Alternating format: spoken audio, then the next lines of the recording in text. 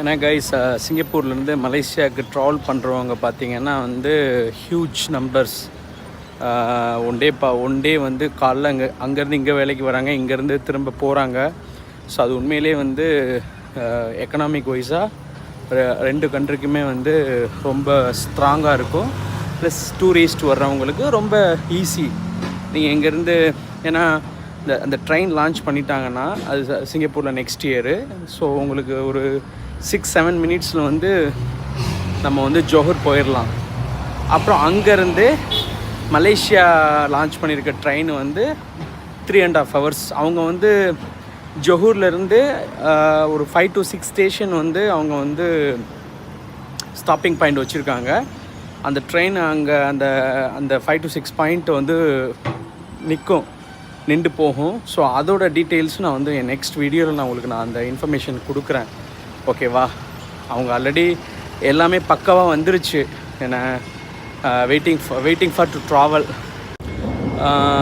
Really இது ரொம்ப ஒரு ஹாப்பி நியூஸ்.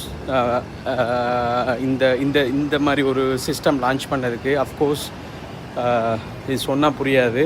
நீங்கள் வந்து ட்ராவல் பண்ணால் தான் அதோட இது ஈஸியாக இருக்கும். ஏன்னா நாங்கள்லாம் பஸ்ஸில் போய் அவ்வளோ கஷ்டப்பட்டிருக்கோம். நீங்கள் ட்ரெயினில் இனி ட்ராவல் பண்ணிங்கன்னா அது ரியலாக வந்து உங்களுக்கு இட்ஸ் குட். டைம் சேவிங் இருக்குது. இப்போ ஈஸியாக நீங்கள் ஒரு இதுலேருந்து ரீச் பண்ணிடலாம் போய்.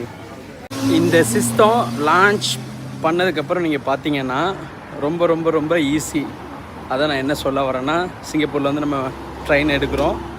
ட்ரெயின் வந்து ஜொஹூரில் போய் நம்மளை வந்து ஸ்டாப் பண்ணிடுறோம். ஜொஹூரில் இறங்கிட்டு நம்ம என்ன பண்ணுறோம், கஸ்டம்ஸ் போகிறோம்.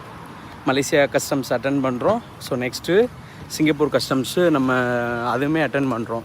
ஸோ ரெண்டையும் முடிச்சுட்டு ஸோ நம்ம அங்கேருந்து அவங்களோட ட்ரெயின், மலேசியா லான்ச் பண்ணியிருக்க ட்ரெயின் வந்து இடிஎஸ் லிங்க் அதை எடுத்துட்டோம்னா ஈஸியாக நம்ம வந்து போயிடலாம். ஸோ அது வந்து நான் ட்ரை பண்ணி பார்த்துட்டு தான் சொல்லணும். மேபி December 12 எனக்கு சான்ஸ் கிடச்சுன்னா அந்த first day I will try.